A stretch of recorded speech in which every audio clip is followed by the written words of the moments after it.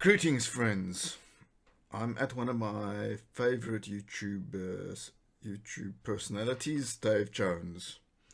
Dave Jones is talking about Medtronics, and he's talking about the ability to create open source ventilators from Medtronics designs. I don't want to spend too much time on it. He says basically that people like us with electronic skills don't have that much to add to these projects. Okay. An interesting thing that I looked at from Uncle Dave's The Crazy Aussies post. There is a link, and the link is to a Google document showing the number of people who are making open source designs and how the open source designs are ranked. Without too much bragging rights, the top one is Medtronics, which is a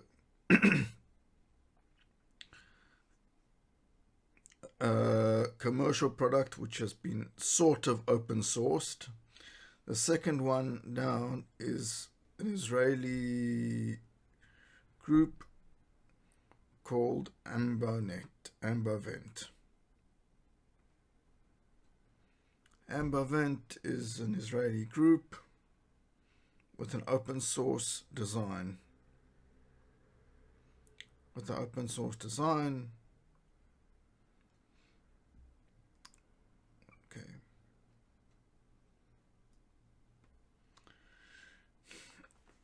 So what does a person do when you come across this as open source? You go to the GitHub link and you download the GitHub link, the GitHub data, to be able to see what the people have done, how they've done it, and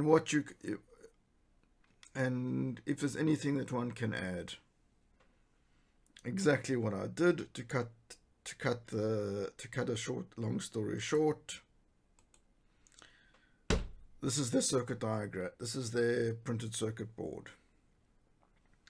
It's a Kicad design. Obviously, it needs to be a Kicad design if you're doing open source. We're going to go to the 3D viewer.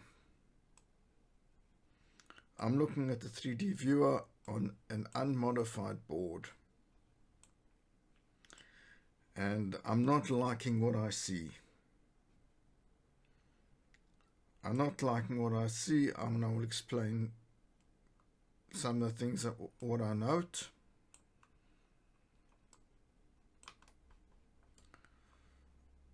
Note this 90 degrees that goes out. A concept in PCB design is that you don't want angles which are acute.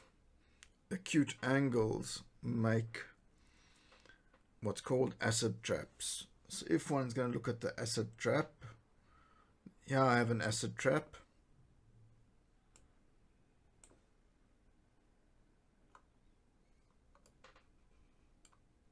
Here I have an acid trap. Here I have an acid trap. Here I have an acid trap. Here I have an acid trap. Here I have an acid trap. Here I have an acid trap. So, as a professional, I'm saying this board needs fixing, because acid traps are not are not that bad, but they need to be avoided.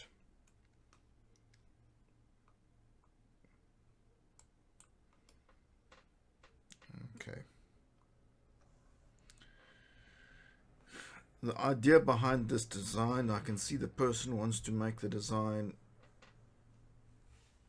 as friendly enough so that a person could make this board on a kitchen table. for that reason, they've used 1 millimeter spacing and 1 millimeter tracks, which are extremely large. Extremely large tracing, nice. Something I don't like. This board was designed to be a single layer board, and the single layer board with jumpers, with 3 jumpers on the back.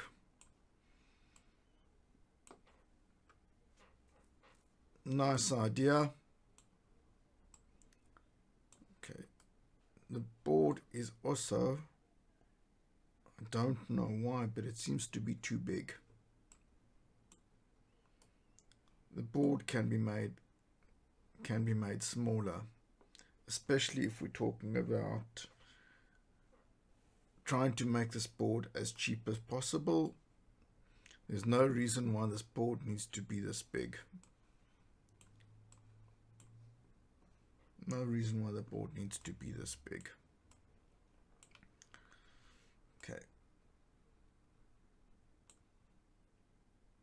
Next point. If you are making a board which is single-sided, which a person needs to be made at home, an important thing is you do not want to have veers on tracks. Why don't you want veers on tracks? Because your veer on track, assuming the person can only get a 1 millimeter drill bit, or around a 1 millimeter drill bit, to use 0.8 millimeter drill bits for veers might be for nice and well, but it is difficult to make. It's difficult to assume that the person's going to be able to get a drill bit which is not going to substantially cut into his track. Okay, so I'm going to make a few changes. I'm going to make a few changes to this board. I'm going to remove the acid tracks, the acid traps.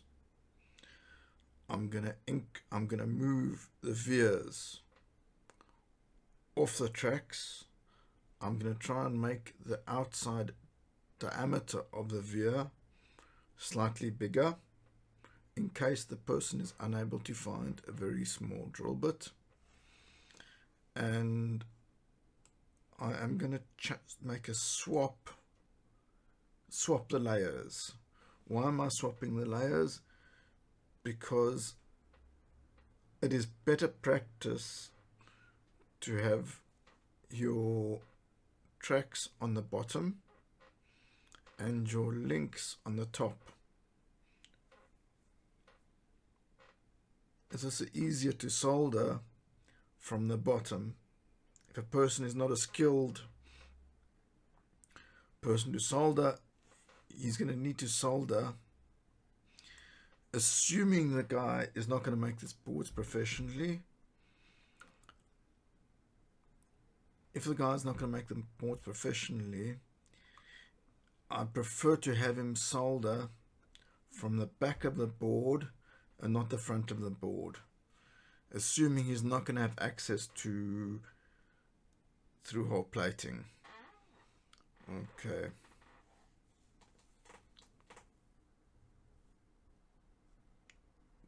Two more issues on this board before I even start. Okay. If I go to View, 3D model, the board shape is not right, it's too big. Why is that? Because if I go to the board shape layer,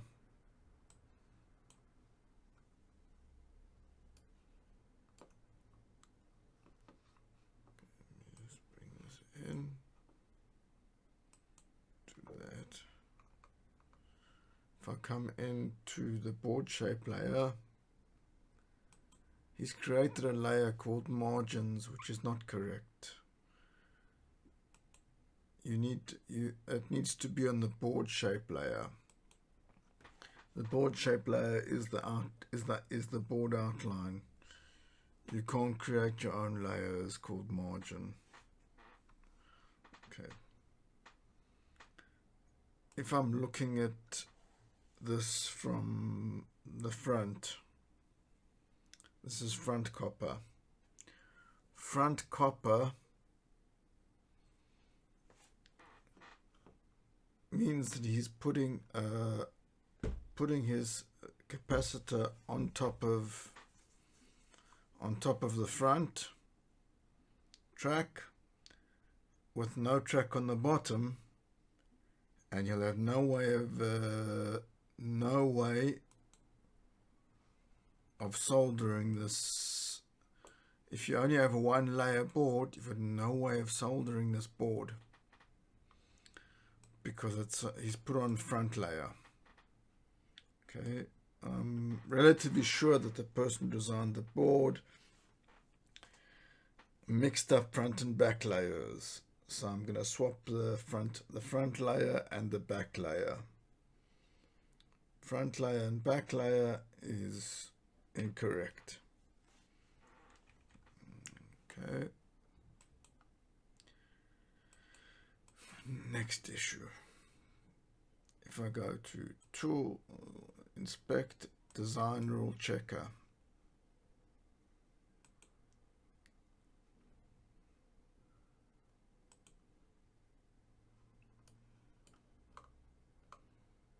The design rule checker fails almost the whole board.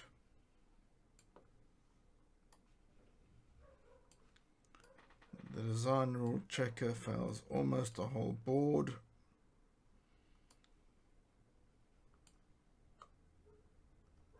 You can't you can't send a board out with so many failures. Either you have to change your rules, or you have to change something. Either change your rules or reroute the board. For example, I'm just going to do this over here. I go route single track just to show one corner. What would be if I've now gone over here and I've moved this track away, and if I now go inspect, design rule checker, you will see that this track is now cleaned up. So either you have to change your rules or you have to change your routing. Okay. Speaking about his rules.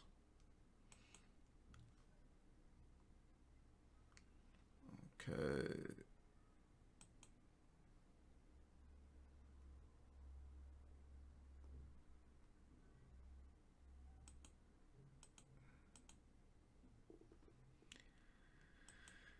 He's checking for over 1 millimeter clearance, which is far too high. You'd have to take a lot of work to get a 1 millimeter clearance on a board. 0.7 is not going to fail. Is not going to fail. It's going to be more meaningful because you're not going to fail pad to pad on a through hole. Okay, if I run inspect, design, okay, his board passes on a 0.7. So 0.7 is more logical than a 1 millimeter clearance. 1 millimeter clearance, you're not going to be able to have pad to pad. Okay. This is his board. This is his board. Okay. As I said earlier,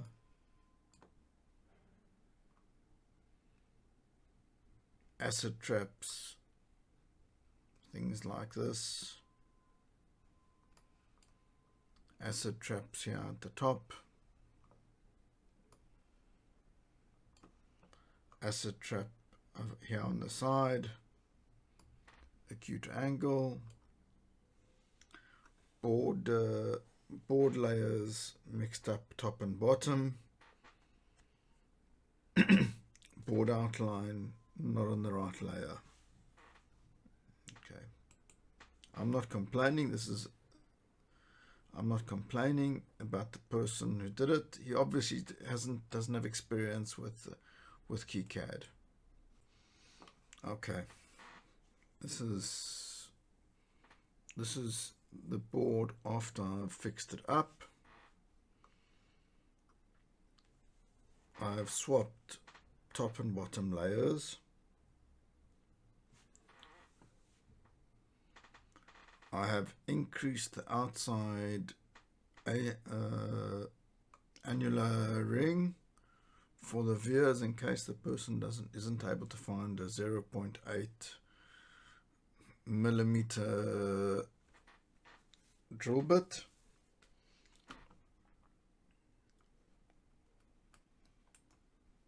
Okay. I separate these resistors on the top, all aligned and separated at equal distance, one from each other. I neatened up some of the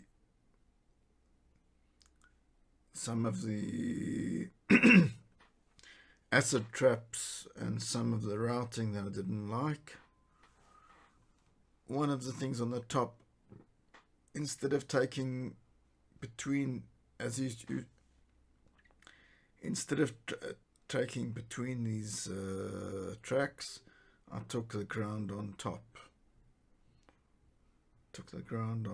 Instead of between the tracks, because once again we're looking at a person who's gonna be doing this. You want to do this for homebrew PCB circuits.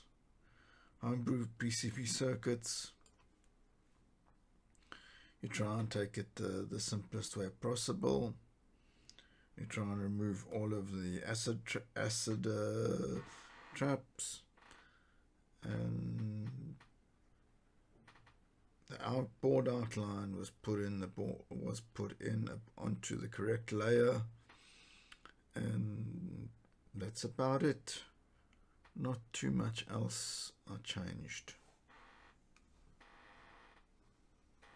So we'll go into the 3D view.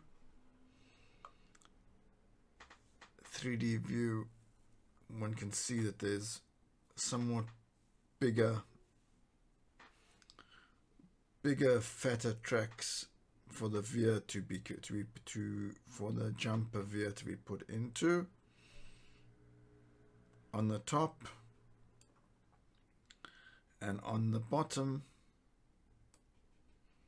And by swapping top and bottom, one can solder it to the capacitor. I personally think that he just didn't know how to use the software. I don't think he actually thought that it was I don't think that he really mixed top and bottom. I think it just was something in the software. Okay. Besides that, almost everything else is left the same. Somewhat, in my opinion, a neater board.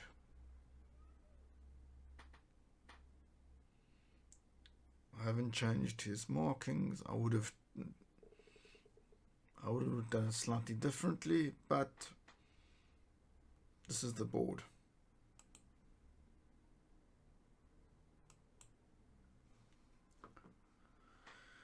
Once again, thank you for your time.